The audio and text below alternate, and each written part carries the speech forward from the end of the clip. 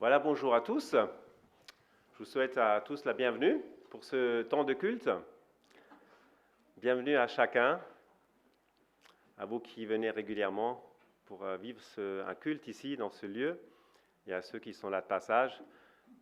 Merci à Karine et à Thomas qui sont avec nous ce matin de l'Église évangélique de Wissembourg. Merci Thomas d'avoir accepté de prêcher ce matin chez nous. Merci pour ce service ce matin. Merci beaucoup. Alors, je ne sais pas comment vous êtes venus ce matin pour vivre ce temps de culte. Comment cette semaine était pour vous? Dimanche dernier, si vous vous souvenez, pour ceux qui étaient là, Marc Vass nous avait exhorté à deux choses. D'une part, à être reconnaissant et exprimer ses remerciements. Quelqu'un disait un jour, si je voulais remercier Dieu pour tous ses bienfaits, il ne me resterait plus de temps pour me plaindre. C'est entre autres ce qui m'était resté de cette prédication, mais bien d'autres choses encore. Alors, est-ce que nous avons compté les bienfaits de Dieu cette semaine? Est-ce que vous avez compté les bienfaits de Dieu cette semaine? Est-ce que nous avons pensé remercier notre Dieu pour ses bienfaits tout au long de cette semaine? Voilà, je prie que ce temps de culte puisse être pour chacun de nous un temps béni, un temps où nous sommes encouragés, où nous sommes renouvelés au travers du message que nous allons entendre, mais aussi au travers de la communion fraternelle. Et nous voulons bien sûr aussi apporter notre louange à notre Dieu, parce que lui, il est digne de recevoir notre louange à travers le chant, à travers la prière. Et nous prendrons aussi la Sainte Seine tout à l'heure, souvenir du sacrifice de Jésus pour notre salut. Pour les annonces, j'aimerais simplement vous demander de vous référer au programme du mois qui est dans l'entrée. Voilà, donc servez-vous. Vous y trouvez les infos pour la semaine. Et vous avez aussi à l'arrière de la salle des news du Pélican. Donc c'est une ONG chrétienne que l'Assemblée soutient. Voilà, donc Ariane en particulier qui est à Kaboul en Afghanistan. Et puis Frida Stéphane, donc je vous passe le bonjour de Frida. Donc si vous souhaitez lui rendre visite, c'est possible entre 10h et midi. Voilà, et puis Patrice a également une petite annonce à faire, si tu veux avancer. Par rapport à l'intro de Christian, la reconnaissance, j'ai en tête cette parole en allemand qui dit « Im Danken liegt Segen ». Quand on remercie, on est béni. Et c'est tout à fait vrai. Combien il est bon de remercier Dieu pour toutes choses. Alors, annonce, oui, j'aimerais faire ce matin un point par rapport aux travaux au presbytère.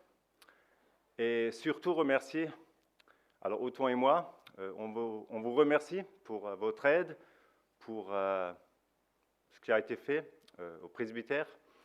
Remercier surtout ceux qui viennent régulièrement et remercier aussi ceux qui sont venus de temps en temps. Voilà, on avance, voilà, comme on peut. Ça fait à peu près 1 an et demi qu'on est dans les travaux. Octobre 2023, si mes souvenirs sont bons. Le bureau du pasteur est quasiment terminé et donc très bientôt il sera à nouveau fonctionnel.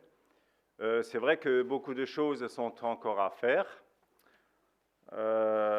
mais oui, avant de laisser rentrer quelqu'un, bien sûr, il y a encore quelques mois de travaux, je dirais. Alors, je fais un appel, si quelqu'un de vous veut carreler, ou plutôt sait carreler, parce que c'est important de pouvoir le faire. Alors, dans la salle de bain du haut, il y a 2 murs qui sont à faire. Tout le matériel est là, donc voilà. Un appel, tu es le bienvenu. Nous avons aussi encore des décisions importantes à prendre par rapport à certains matériaux que nous voulons prendre pour certains travaux. Et le plus gros qui reste à faire, c'est la finition des fenêtres à l'intérieur. comme dit, les 2 salles de bain, la cuisine et le salon, préparer le plafond, les murs pour la peinture et après le revêtement de sol. Donc voilà, vous remarquerez qu'il y a encore des choses à faire et des petites choses, hein, bien sûr. Alors, bienvenue à chacun, les samedis matins, de 9h à midi, pour bien sûr avancer et terminer les travaux de rénovation au presbytère. Alors, encore une fois, de ma part et d'Othon, merci beaucoup pour votre aide. Merci pour cet appel à l'aide. Écoutons ce que dit le premier verset du psaume 33. « Juste, réjouissez-vous en l'Éternel. La louange convient aux hommes droits. » Ça, c'est la version de Louis II révisée. Et dans la Bible du Semeur, c'est écrit un petit peu différemment. « Vous tous qui êtes justes, acclamez l'Éternel, car il convient aux hommes droits de le louer. » Et dans le psaume 97 au verset 12, il est dit pratiquement la même chose. « Juste, réjouissez-vous en l'Éternel et célébrez son saint nom. » Le psalmiste s'adresse aux justes en leur disant « Réjouissez-vous en l'Éternel, que l'Éternel soit votre joie ou que l'Éternel soit l'objet de notre joie. » Et je posais la question avant, comment allez-vous ce matin ?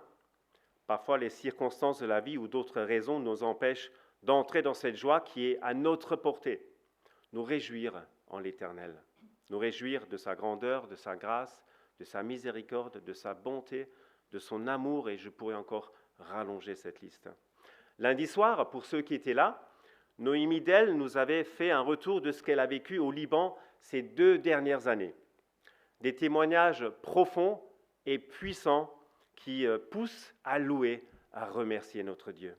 C'était pour moi une grande joie d'avoir été là cette soirée pour voir tout ce que Dieu finalement fait dans les cœurs, tout ce que Dieu, son œuvre là-bas au Liban, au travers de Noémie, mais au travers aussi d'autres personnes.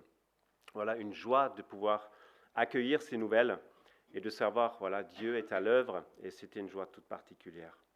Et pour revenir à ce verset, il nous invite à détourner notre regard de tout ce qui nous empêche de nous réjouir en l'Éternel. Je sais que c'est une chose plus facile pour certains et plus difficile pour d'autres. Tout de même, avec l'aide de Dieu, nous pouvons choisir de nous réjouir en l'Éternel, même dans les moments difficiles de notre vie. Les justes sont ceux qui ont reconnu leur besoin d'être secourus de leur vie de perdition sans Dieu, que Jésus est le Sauveur et le Seigneur de leur vie. Et puis la deuxième partie de ce verset dit « La louange convient aux hommes droits ». Ou alors, on peut dire « Car il convient aux hommes droits de le louer ». Les hommes droits sont ces justes qui sont invités à se réjouir en l'Éternel. Et c'est ce que nous voulons faire par un premier chant. Je vous invite à vous lever si vous le pouvez et si vous le souhaitez. Mais j'aimerais d'abord prier et après on va prendre ce premier chant. Viens, ne tarde plus. Voilà, j'aimerais prier pour remettre ce temps entre les mains du Seigneur.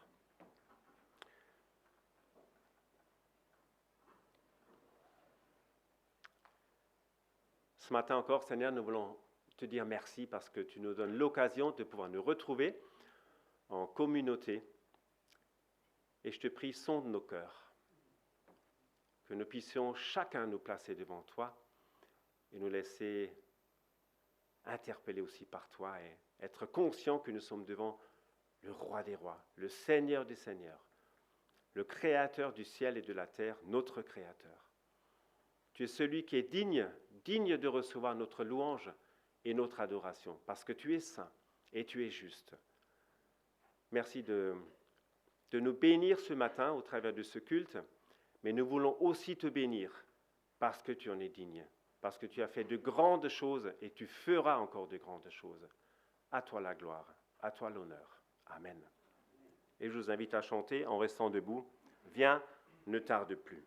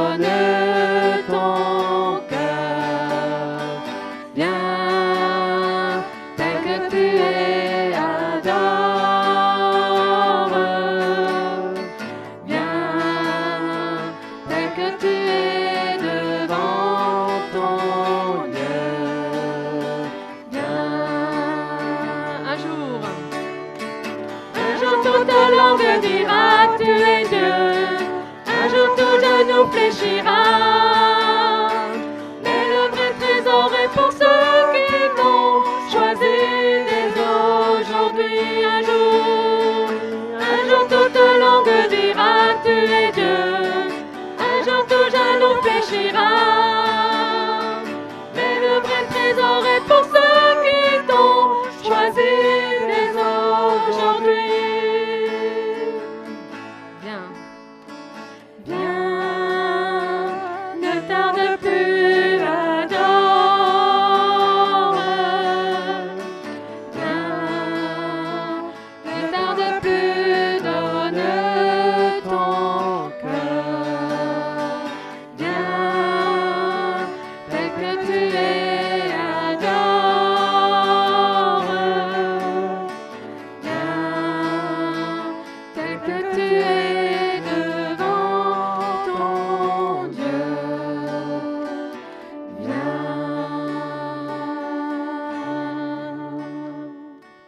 Vous pouvez reprendre place. Nous sommes invités de venir devant notre Dieu comme nous sommes.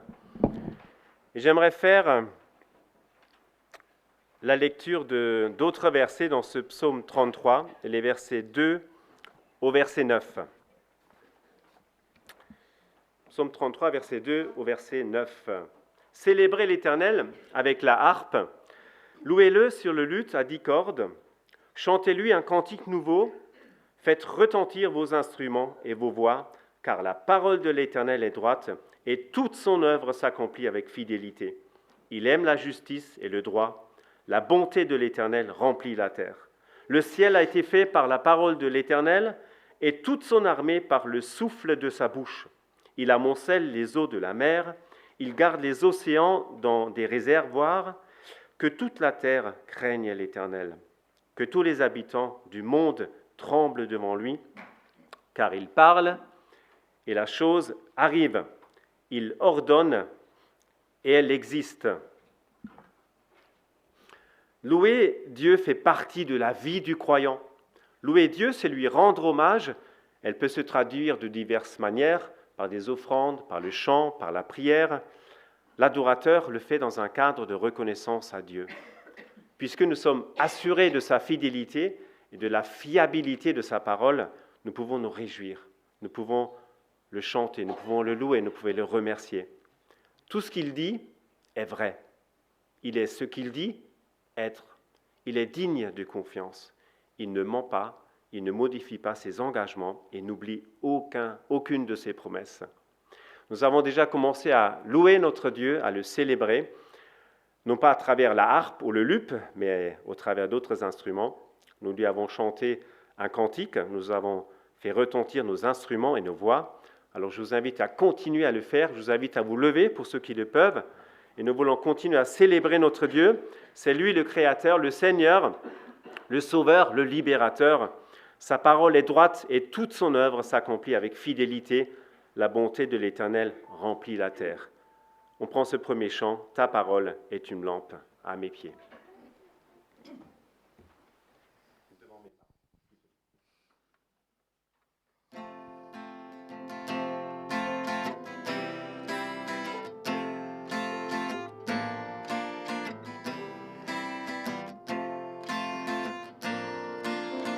Ta parole est une lampe devant mes pas, elle éclaire mon sentier. Ta parole est une lampe devant mes pas, elle éclaire mon sentier.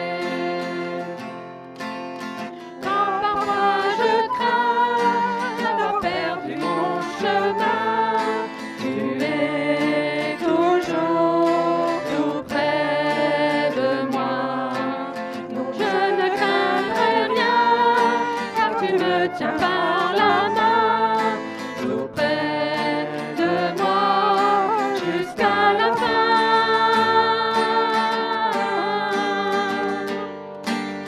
Ta parole est une lampe devant mes pas, elle éclaire mon sentier.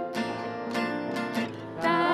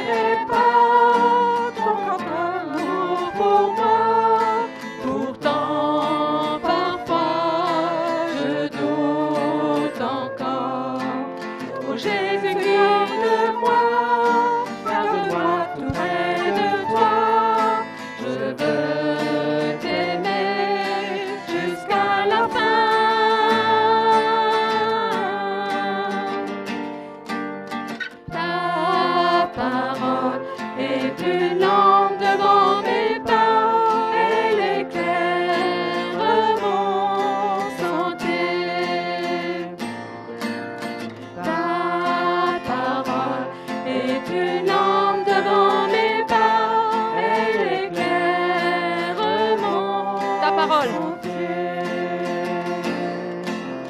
Ta parole est une lampe devant mes pas, elle éclaire mon sentier. Ta parole est une lampe devant mes pas, elle éclaire mon sentier.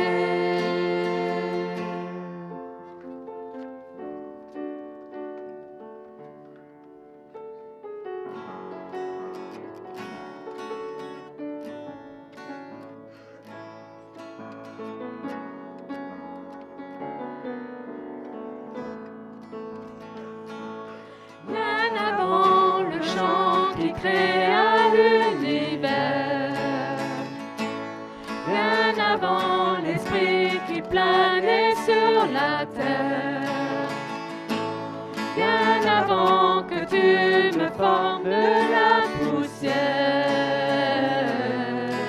tu rêvais du jour où tu pourrais m'aimer.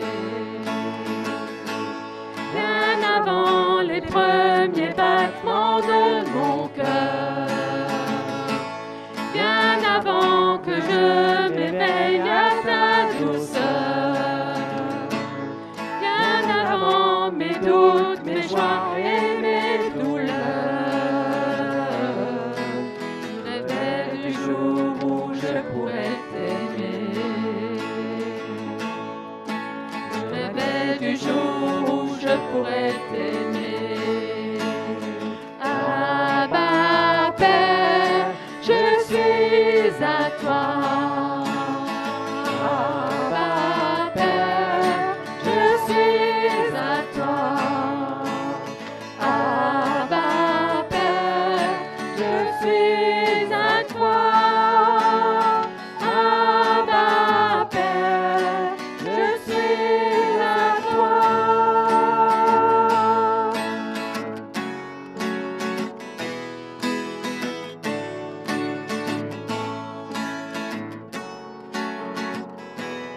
Bien avant que Jésus marche sur la terre, bien avant le Fils qui nous montre le Père, bien avant que les cieux sur moi soient ouverts,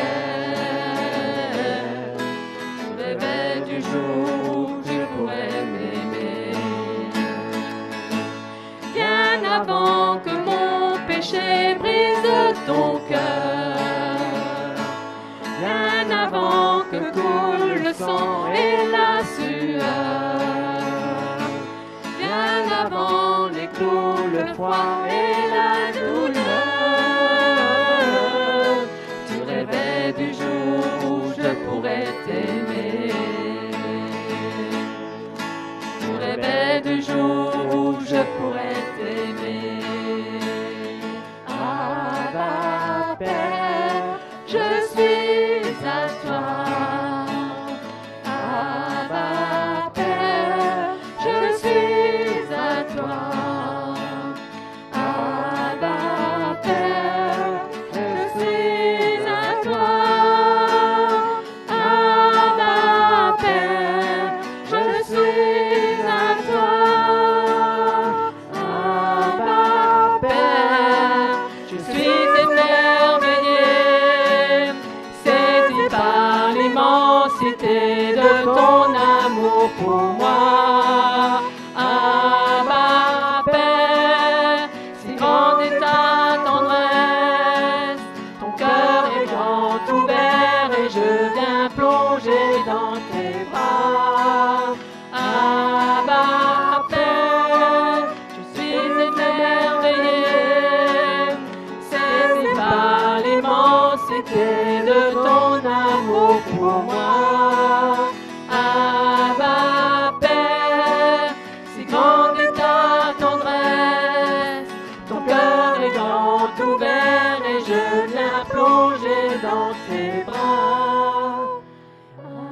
Abba, Père, je suis à toi. Abba, Père, je suis à toi.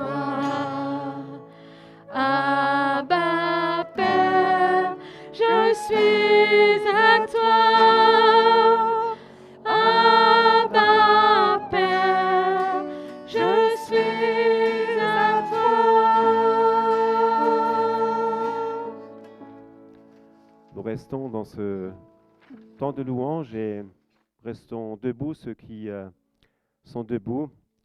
Et si spontanément 2, 3 personnes voulaient simplement prier courtement pour louer notre Dieu en s'appuyant sur ce que nous venons de chanter.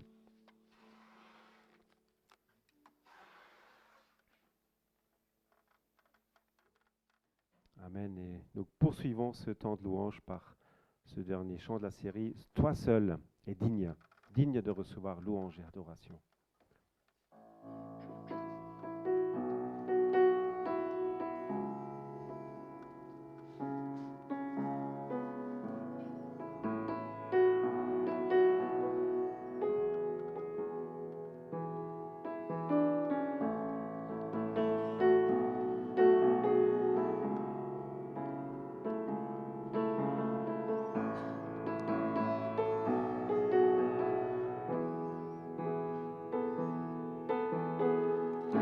L'immensité de ta grandeur me montre que je ne suis rien. Mais quand tu façonnais la terre, j'étais déjà de ton cœur. Tu m'aimais avant que je sois, et pour moi tu as tout donné. Toi seul pouvais me libérer. C'est pourquoi je veux t'adorer. Toi seul est digne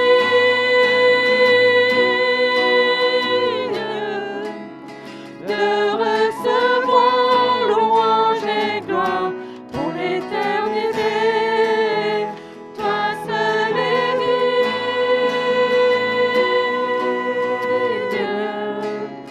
de recevoir louange et gloire pour l'éternité.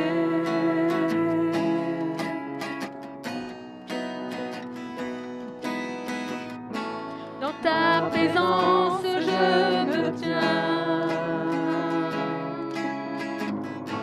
car tu as ce dont j'ai besoin.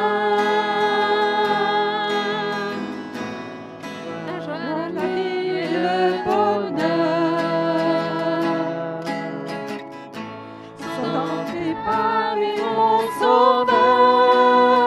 Toi seul est digne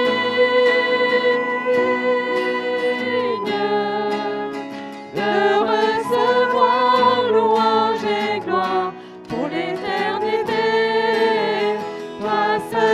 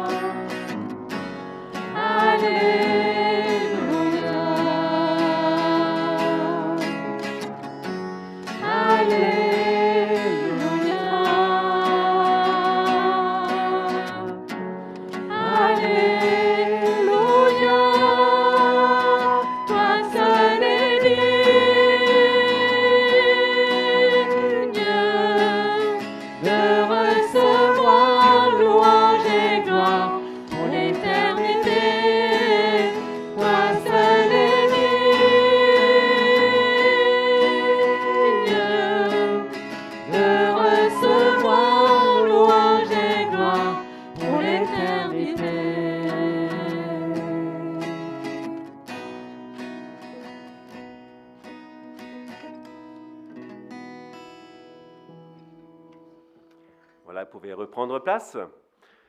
Et pour les enfants qui sont présents, je vous fais un bref retour de la première session de formation équipe qui a eu lieu samedi 1er février à Brumath, de 8h30 à 16h30. Cette formation se vit au niveau local, en réunissant plusieurs églises pour notre secteur, tout l'Alsace du Nord. Alors je rappelle que cette formation sur 2 ans, tous les 2 mois, 5 rencontres dans l'année, a pour objectif d'équiper, inspirer et accompagner les bénévoles de nos églises. Donc ce n'est pas seulement ceux qui sont en responsabilité, c'est-à-dire les membres du conseil d'église, au conseil pastoral ou les responsables de secteur, c'est vraiment pour tous les bénévoles de nos églises. Alors c'est un cursus de formation autour de Pâques, où chaque Pâques se rapporte à une thématique bien précise. Et les Pâques de formation permettront à chaque membre de nos églises d'être équipé pour une utilisation pertinente de ses dons. Alors je ne vais pas plus rentrer dans le détail par rapport à toutes ces Pâques. Le thème de cette première session était « Développer une vie missionnelle ». Alors l'objectif était de s'approprier cette idée d'être une église missionnelle. Nous avons cette mission d'aller nous mettre en mouvement. Et la mission fait partie de l'être de l'église. Dieu a une église pour sa mission. Alors je ne dis pas plus, comme je le disais juste avant, sur le thème de cette première session déjà, ni sur le reste, parce que vous aurez lundi, je pense, 3 vidéos de cette première session et en même temps une vidéo de présentation de cette formation équipe. Donc prenez le temps de visionner ces vidéos, elles sont vraiment, vraiment pertinentes. Alors toutes les rencontres ont lieu à Brumath et la prochaine aura lieu le samedi 29 mars. Le thème sera l'interprétation de la Bible. Alors réservez dès à présent cette journée pour suivre cette session donc sur le thème l'interprétation de la Bible. Voilà. Alors je propose de nous préparer au moment de la scène, de la Sainte Seine. L'Ecclésiaste dit dans le chapitre 7 au verset 29, « Voici la seule chose que j'ai comprise, Dieu a fait les êtres humains simples et droits, mais ceux-ci ont tout compliqué. » Ce verset parle de la chute où l'homme est tombé de l'état dans lequel Dieu l'avait créé. Toute son habileté n'a produit que sa propre ruine. Il néglige le premier commandement de Dieu et par là entraîne le péché, la mort, la séparation avec Dieu. L'homme a voulu prendre la place de Dieu, être Dieu lui-même, et c'est bien vrai encore aujourd'hui. L'homme a transgressé la loi de Dieu et de ce fait, il devient non pas victime, mais coupable devant Dieu. Et je lis une prière avec vous, une prière pour obtenir le pardon. Elle se trouve dans le psaume 51, les versets 3 à 6. Psaume 51, versets 3 à 6. Ô Dieu, fais-moi grâce conformément à ta bonté, conformément à ta grande compassion. Efface mes transgressions, lave-moi complètement de ma faute et purifie-moi de mon péché. Car je reconnais mes transgressions et mon péché est constamment devant moi. J'ai péché contre toi seul. J'ai fait ce qui est mal à tes yeux, c'est pourquoi tu es juste dans tes paroles, sans reproche dans ton jugement. Et un petit peu plus loin, je lis à partir du verset 9 jusqu'au verset 14. « Purifie-moi avec l'hysope, et je serai pur. Lave-moi, et je serai plus blanc que la neige. Fais-moi entendre des chants d'allégresse et de joie, et les eaux que tu as brisées se réjouiront. Détourne ton regard de mes péchés, efface toutes mes fautes. Ô Dieu, crée en moi un cœur pur, renouvelle en moi un esprit bien disposé, ne me rejette pas loin de toi, ne me retire pas ton Esprit Saint. Rends-moi la joie de ton salut et qu'un esprit de bonne volonté me soutienne. Alors ici, en l'occurrence, c'est David qui réclame cette joie ôtée par son péché. Il est désireux que Dieu le libère afin qu'il puisse être soulagé, transformé comme il l'était avant d'avoir commis l'adultère. Il remet son sort entre les mains de Dieu parce qu'il sait que lui seul peut le sauver. Alors ce que Dieu nous demande, c'est de reconnaître notre nature pécheresse et égoïste, ou peut-être un péché qui nous sépare momentanément de la joie du pardon et de la communion avec Dieu.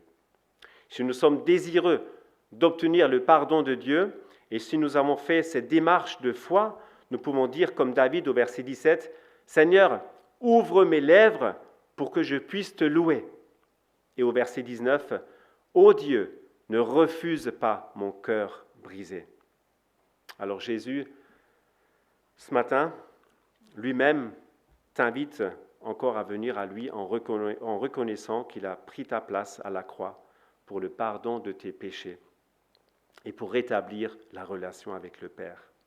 Si tu crois que ce que Jésus a accompli pour toi et si tu as placé ta confiance en lui, prends le pain, le jus de raisin, qui nous rappelle le corps brisé de Jésus et son sang qui a coulé pour le pardon de nos péchés.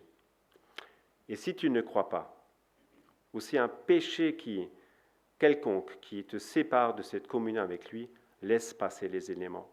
Si tu n'es pas en paix avec un frère ou toute autre personne, laisse également passer les éléments. Mais sache que Dieu t'aime. Voilà, donc Dieu demande à chacun de s'examiner lui-même afin de ne pas se rendre coupable envers le corps et le sang de Jésus. Donc j'ai demandé à Patrice de venir m'aider pour la distribution. Est-ce qu'il y a une deuxième personne qui serait prête également à aider à la distribution? Merci Henri. Et j'aimerais encore prier. Merci Seigneur parce que tu nous demandes un examen de nous-mêmes avant de prendre cette scène. Que nous puissions devant toi nous placer maintenant pour reconnaître notre besoin d'être pardonné, notre besoin de faire la paix avec toi si nous n'avons pas encore fait la paix avec toi pour participer à cette scène. Oui, sonde nos cœurs, comme je le disais déjà, Seigneur, sonde nos cœurs et que nous puissions nous réjouir et nous rappeler de ce que toi tu as fait pour chaque personne. Merci Jésus pour ton sacrifice à la croix, pour ton sang pur qui a coulé pour le pardon de nos péchés. Et merci pour cette vie éternelle, cette vie en abondance que nous pouvons déjà vivre aujourd'hui grâce à toi. Sois loué et sois béni. Amen. Prenez ce temps aussi pour remercier Dieu par vos propres mots. Voilà, sentez-vous libre d'exprimer votre reconnaissance.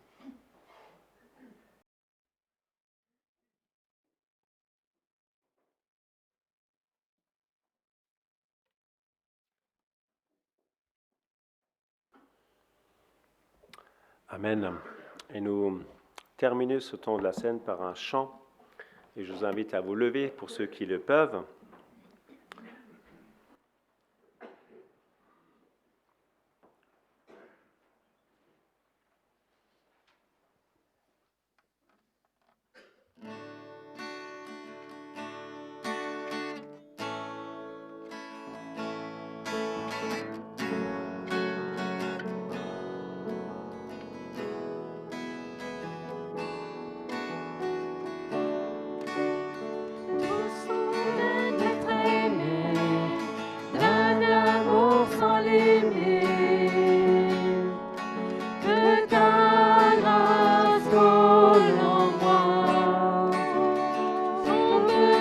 De pardon, de la bonté d'un sauveur, l'espoir des nations.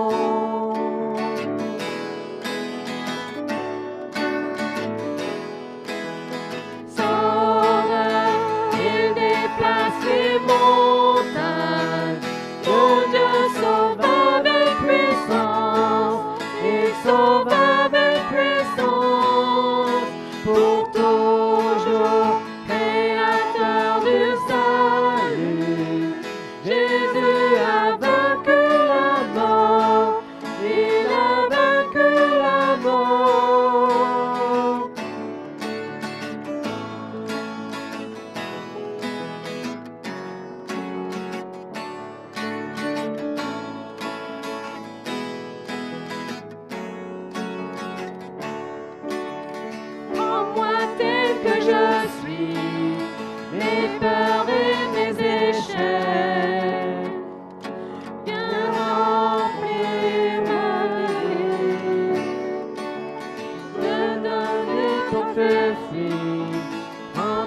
que je crois. Et je me soumets.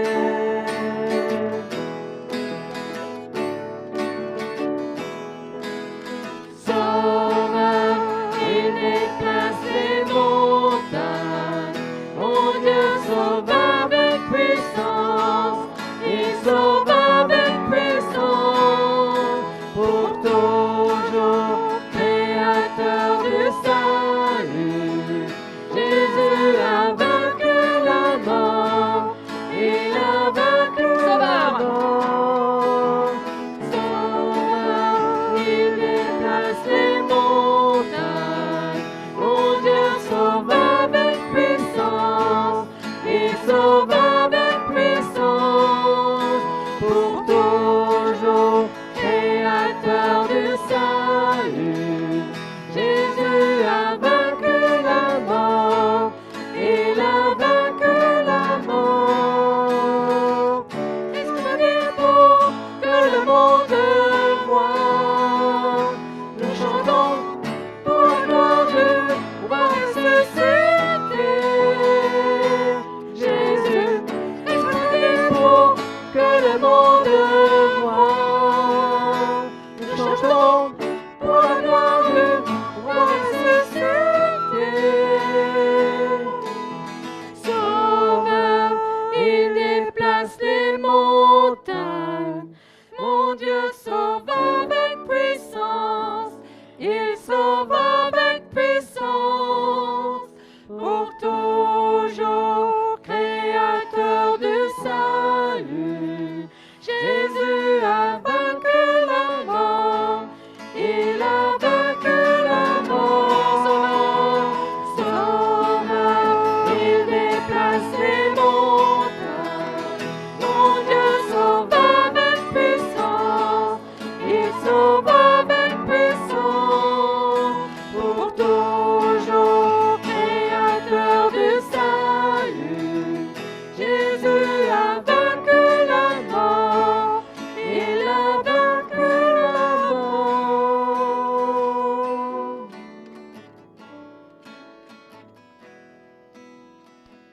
Vous pouvez reprendre place. Et j'invite Thomas à s'avancer pour la prédication.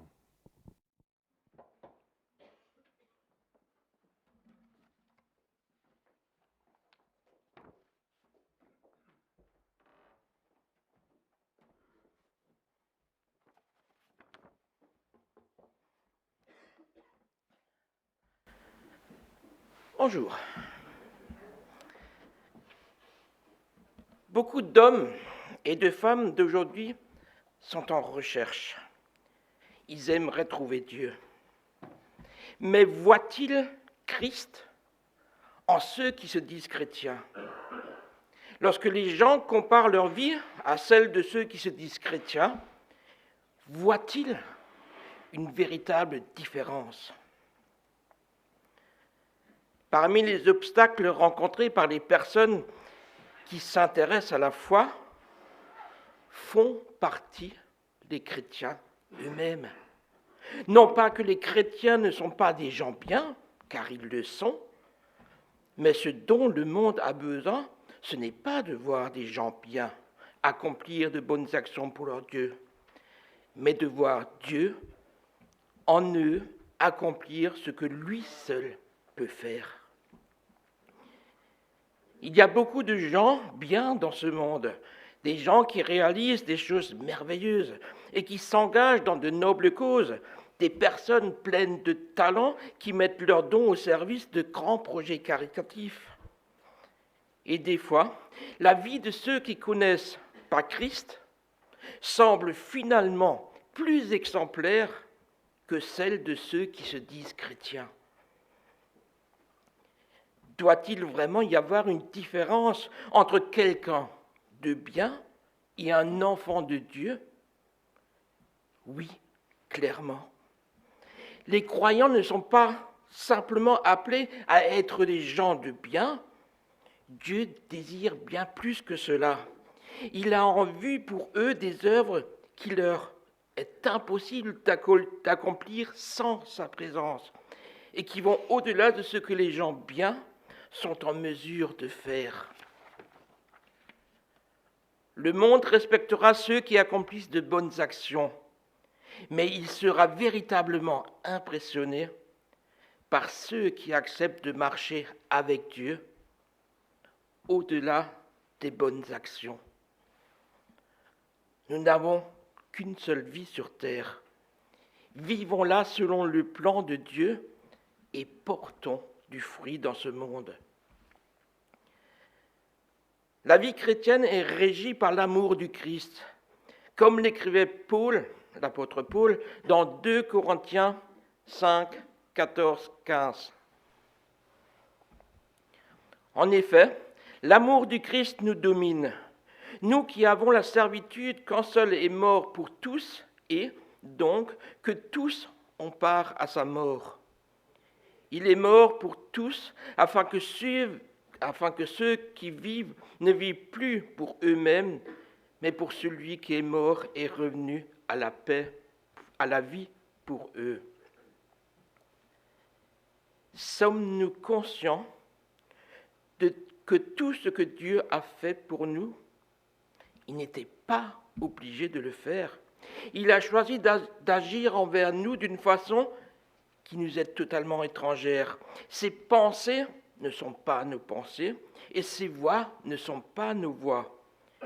Isaïe 55, 8, 9. En effet, dit le Seigneur, ce que je pense n'a rien de commun avec ce que vous pensez, et vos façons d'agir n'ont rien de commun avec les miennes. Il y a autant de distance entre ma façon d'agir et la vôtre, entre ce que je pense et ce que vous pensez, qu'entre le ciel et la terre. Dieu peut faire des choses dont les hommes sont absolument incapables de faire naturellement. Il manifeste sa grâce à des pécheurs, pardonne leurs péchés, purifie leur cœur, transforme leur vie, les protège et leur accorde la vie éternelle. Il fait toutes ces choses envers nous, sans pour autant qu'il soit obligé de le faire. Le salut de Dieu est un véritable miracle. Et celui qui comprend, qui prend conscience de cela, est transformé à tout jamais. Dieu manifeste sa grâce et sa miséricorde à qui se repent de son péché et met sa foi en Jésus. Au lieu alors de nous infliger la punition que nous méritons, tous en tant que pécheurs, il nous comble de bénédictions. Étant l'objet de tant de grâce de la part de Dieu dans notre vie, nous devons nous conduire à l'image du Christ et de son sacrifice. Matthieu 5, 38, 45.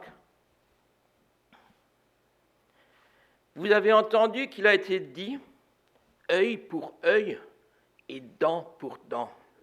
Eh bien moi, je vous dis de ne pas vous venger de celui qui vous fait du mal.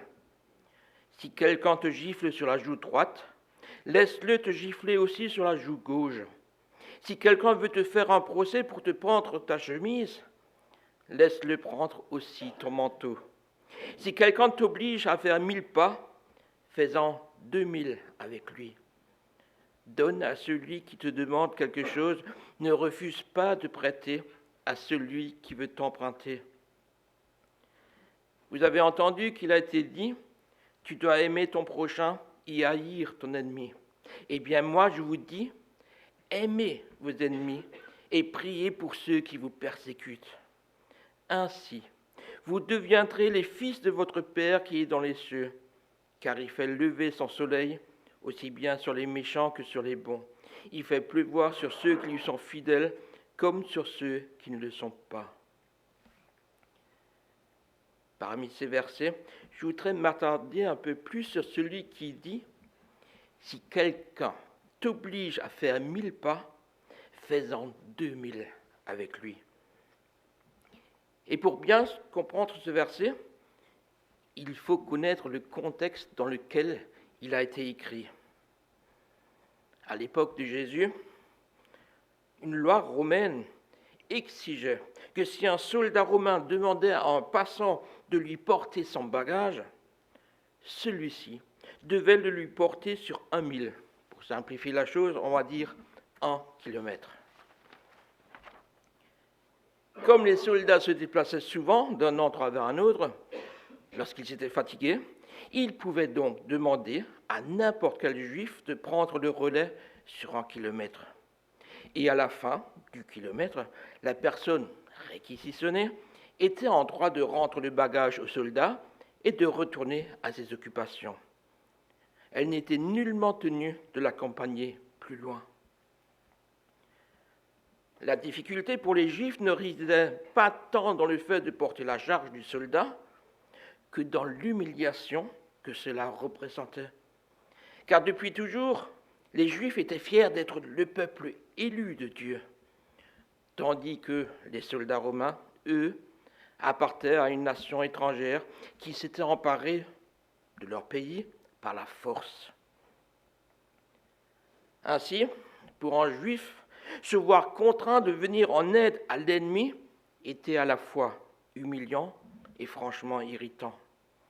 Et c'est dans ce contexte que Jésus disait « Si quelqu'un te force à faire 1 kilomètre, fais-en 2 avec lui. » Comment aurions-nous réagi à une telle parole de Jésus ? Tu plaisantes, ces soldats sont nos ennemis et tu nous demandes de porter leurs bagages, non pas seulement sur 1 kilomètre, mais continuer à les porter jusqu'au 2e kilomètre. Jésus ne nous demande pas seulement de faire notre devoir, il nous dit clairement d'aller au-delà de notre devoir, autrement dit de se mettre sur la voie, ce que j'appellerais du 2e kilomètre. Faire ce 2e kilomètre, tendre la joue quand on nous frappe, cela va au-delà de ce que les autres sont en droit d'attendre de nous, mais pas de ce que notre Seigneur, lui, attend de nous. Jésus demande à ses disciples de répandre sa grâce autour d'eux, c'est-à-dire de faire du bien au-delà de ce qui est mérité. Les disciples doivent être prêts à faire de ce que le disciple doit être prêt à faire plus de ce qu'on attend de lui, à aller plus loin de ce qui est exigé, à aller plus loin de ce qui est considéré comme raisonnable, comme notre devoir. Ces paroles étaient certainement très difficiles à entendre de la part des disciples. Et pour être sûr d'être compris à propos du 2e kilomètre, Jésus a ajouté et précisé « Aimez vos ennemis, bénissez ceux qui vous maudissent, faites du bien à ceux qui vous détestent, priez pour ceux qui vous maltraitent et qui vous persécutent. » Oui, allez plus loin que ce qui est exigé. Oui, aller plus loin de ce qui est considéré comme raisonnable, comme notre devoir. Pourquoi Jésus a-t-il dit cela ? Pourquoi veut-il cela ? La réponse est dans le verset 45. « Ainsi, vous deviendrez les fils de votre Père qui est dans les cieux. » Tout être humain aime ceux qu'il aime en retour. C'est quelque chose de naturel. En revanche, aimez ceux qui vous haïssent. Voilà ce qui est non seulement surnaturel, mais aussi la preuve de sa nature divine en nous. Instinctivement, nous aspirons à une vie confortable, préférons la voie de la facilité et nous nous contentons du service minimum, faisant que ce qui nous est demandé, à savoir simplement notre devoir, mais surtout pas plus. En faisant cela, nous marchons sur la voie du 1er kilomètre. Mais ce chemin du 1er kilomètre nous rapproche-t-il ou nous éloigne-t-il de la voie où Dieu nous veut ? celle où il est à l'œuvre. La parole nous parle davantage de l'attitude du cœur que des œuvres, car aux yeux de Dieu, nous pouvons faire ce qu'il faut, autrement dit notre devoir, et pourtant être dans l'erreur. Marc 12, 41-44. Puis Jésus s'assit en face des troncs à offrandes du temple, et il regardait comment les gens y déposaient de l'argent. De nombreux riches donnaient beaucoup d'argent.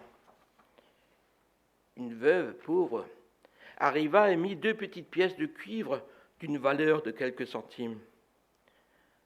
Alors Jésus appela ses disciples et leur dit, « Je vous le déclare, c'est la vérité. Cette veuve pauvre a mis dans le tronc plus que tous les autres. Car tous les autres ont donné de l'argent dont ils n'avaient pas besoin. Mais elle, dans sa pauvreté, a offert tout ce qu'elle possédait, tout ce dont elle avait besoin pour vivre. » En mettant dans le tronc ces 2 petites pièces, en mettant dans le tronc son nécessaire, cette veuve a montré qu'elle aimait Dieu de tout son cœur. Jésus faisait la différence entre activisme religieux et amour véritable, entre ceux qui donnent par devoir, parce qu'ils en ont les moyens, et ceux qui donnent par amour. Il savait ce qui importait réellement aux yeux de Dieu, à savoir un cœur pur, un cœur d'amour. Il n'appelait pas seulement les gens à agir avec bonté, mais à être bons. Il désirait montrer la différence entre un service qui vient du cœur et un service motivé par l'accomplissement du devoir. Faire le 2e kilomètre va au-delà de notre devoir. Et c'est en nous engageant sur ce chemin que nous, chrétiens, nous nous distinguerons du monde.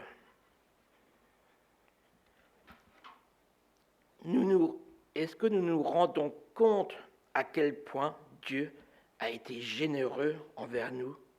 Et sommes-nous reconnaissants pour cela? Ce qui doit nous pousser sur la voie du 2e kilomètre, c'est un cœur d'amour, un cœur reconnaissant. Ainsi, ce 2e kilomètre deviendra notre réponse concrète à l'amour de Christ. Voilà ce qui devrait nous presser, nous motiver. Tous les gens de bien peuvent faire le 1er kilomètre, mais le 2e kilomètre reflète l'amour que Christ a manifesté dans notre vie et notre reconnaissance envers lui.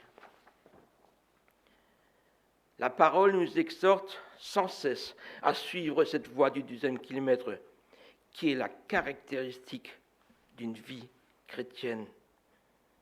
Si on prend les paroles de Jésus en Matthieu 5, 43-45, voilà ce qu'est le 1er kilomètre.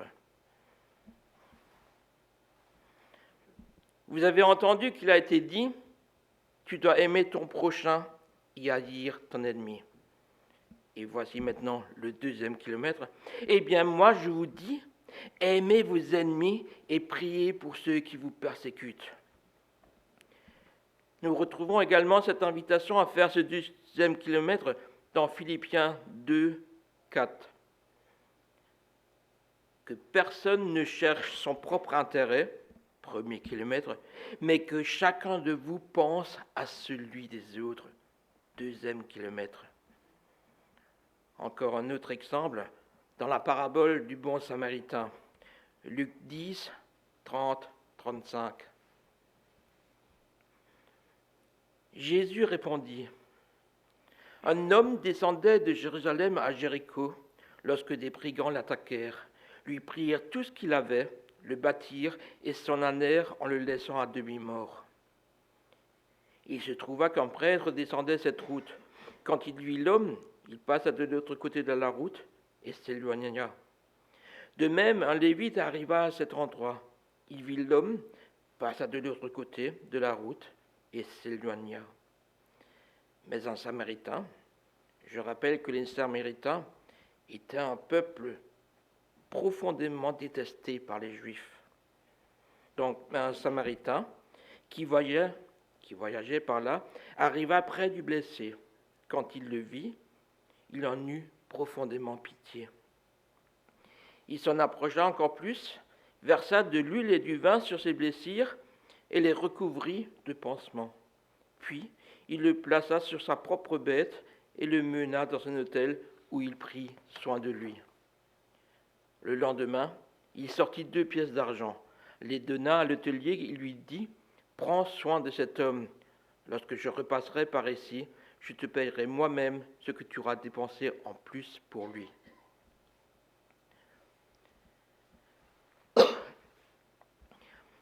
Le sacrificateur et le lévite n'ont laissé aucun contretemps venir bousculer le programme de leur journée sur le chemin qui mène à Jéricho.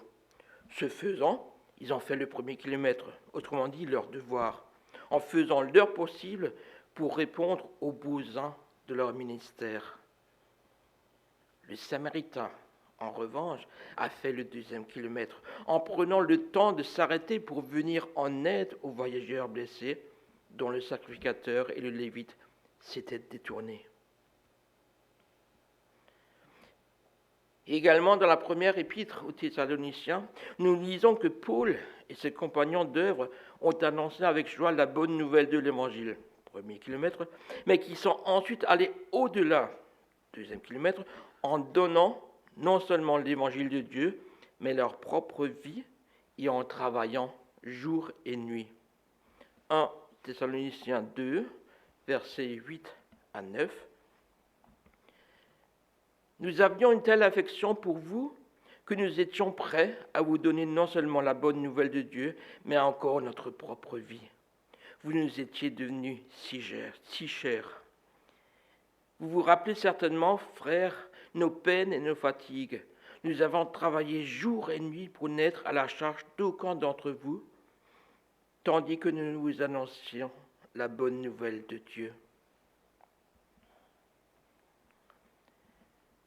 Pour le 1er kilomètre, nos propres forces suffisent. Nous accomplissons ce que tous les gens bien feraient. Les compliments des autres et la satisfaction du travail bien fait, voilà notre récompense. Mais cela ne va pas plus loin. La voie du 2e kilomètre est très différente de cela. Sur ce chemin, nous ne sommes plus seuls. Nous marchons avec Christ. Nous montrons que nous sommes bien plus que des gens bien. Nous montrons que nous sommes des enfants de Dieu. Par conséquent, les gens voient en nous quelque chose qu'ils ne voient pas chez les autres, l'amour du Père. Lorsque nous faisons le 1er kilomètre, le monde nous voit, nous. En revanche, sur la voie du 2e kilomètre, il voit Christ en nous. Dieu ne nous appelle pas seulement à être des gens bien, respecter des autres. Il désire plus pour nous. Il veut par sa puissance faire de nous ce que nous ne pouvons jamais être par nos propres forces. Il désire montrer au monde la différence entre quelqu'un de bien et un enfant de Dieu. Ce ne sont pas les gens bien qui hériteront du royaume de Dieu, mais seuls ceux qui font la volonté du Père céleste. Aspirer à être quelqu'un de bien est tout à fait louable en soi, mais cela n'a aucune valeur pour l'éternité. La gentillesse est une qualité que nous pouvons tous produire par nous-mêmes, mais une vie semblable à Christ, voilà qui nécessite une intervention divine. Ce 2e kilomètre va au-delà de ce que font les gens bien, mais pas au-delà de ce que Christ peut faire dans nos vies. Nous sommes appelés à révéler la toute-puissance de Dieu, de Jésus, à tout notre entourage. Si Christ habite notre cœur, les autres le verront. Et si c'est le monde qui façonne notre cœur, ils verront au mieux quelqu'un de bien. Le Seigneur ne désire pas que notre vie reflète la pensée du monde. Il désire qu'elle reflète l'amour qu'il nous a manifesté.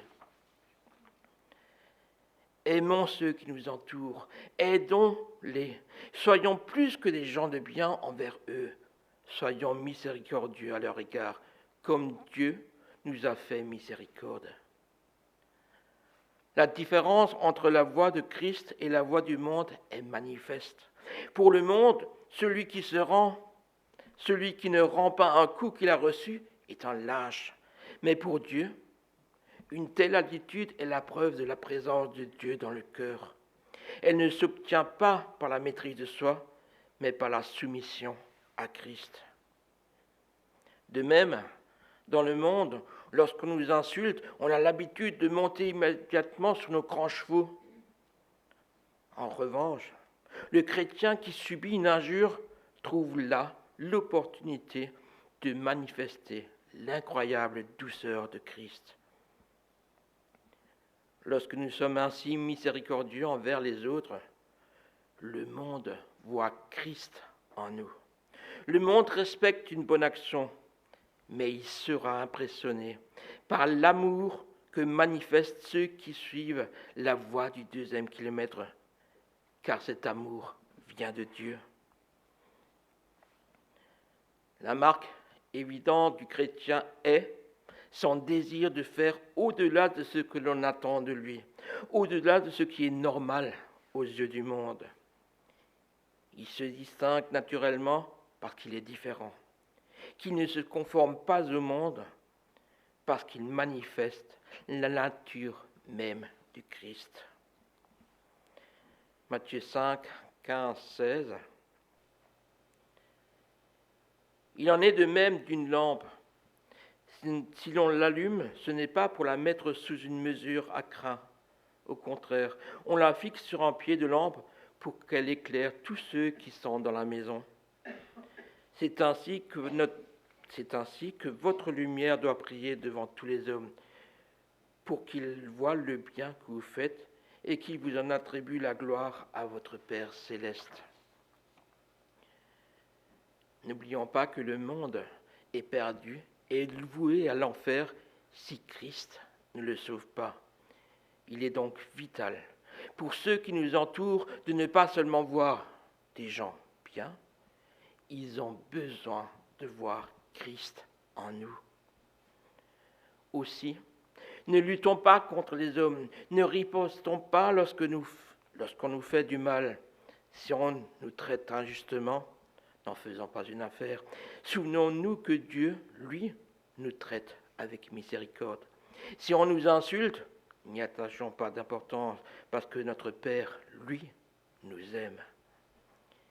Si quelqu'un de malveillant veut notre chemise, donnons-lui aussi notre manteau.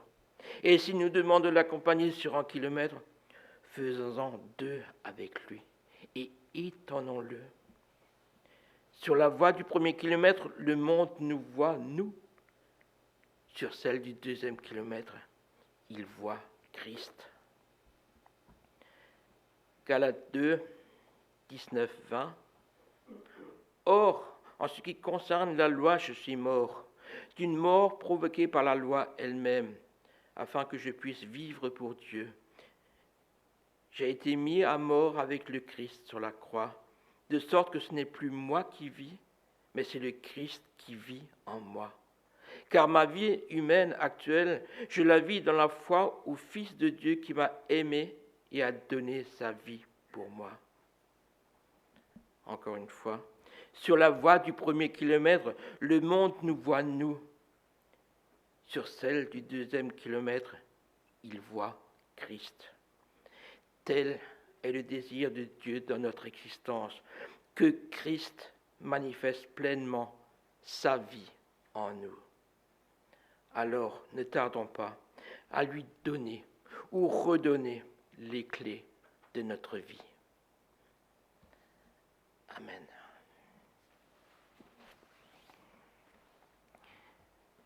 Pour ceux qui voudraient approfondir un peu ce thème, il y a un livre sur lequel je me suis basé, qui s'appelle « Faisant deux avec lui » de Mail Blackaby.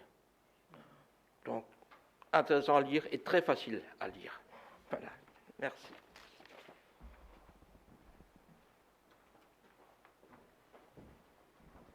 Merci Thomas pour cette parole que tu nous as adressée ce matin.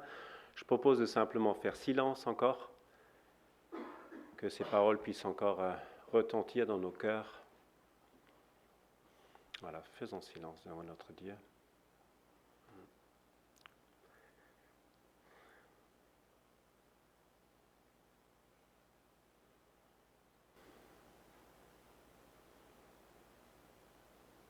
Oui, pour que cette parole, Seigneur, arrive dans nos cœurs, nous avons besoin de faire silence devant toi. Merci pour cette parole que tu nous as adressée, cette invitation à nous soumettre à toi, à te laisser régner dans nos cœurs, dans nos vies, afin que toi, tu sois honoré et glorifié, afin que ceux du dehors te voient, toi, dans nos vies. Seigneur, donne-nous le courage, la volonté d'entrer dans ce chemin de vie où toi tu règnes dans nos cœurs. Et merci pour ce Dieu merveilleux que tu es. Nous t'avons chanté ce matin et nous avons besoin chaque jour de nous rappeler combien tu nous aimes, afin que nous puissions en retour t'aimer et te laisser régner dans nos cœurs. Seigneur, merci pour ce temps de culte que nous avons pu vivre ensemble, pour tout ce que nous avons pu t'apporter, tout ce que nous avons pu recevoir. Merci pour chaque personne présente ce matin et pour l'œuvre que tu as accomplie aussi dans nos vies et dans nos cœurs. Amen. Méditer la parole ou l'écouter comme nous venons de le faire est utile pour nous transformer, nous l'avons entendu, pour que nos faux raisonnements et notre orgueil soient remplacés. Que notre Dieu continue son œuvre de transformation dans nos vies pour que nous soyons capables de discerner ce qui est bon, juste et agréable. Alors pendant cette semaine à venir, prenons du temps, chaque jour, dans la parole de Dieu, dans la communion avec notre Seigneur pour bénéficier de toutes les grâces qu'il veut nous accorder. Que le Seigneur de toute grâce vous bénisse, vous accompagne dans cette journée, dans cette semaine. Allez en paix et allez dans sa joie dans les jours qui viennent. Amen. Bon dimanche à tous. Bonne semaine.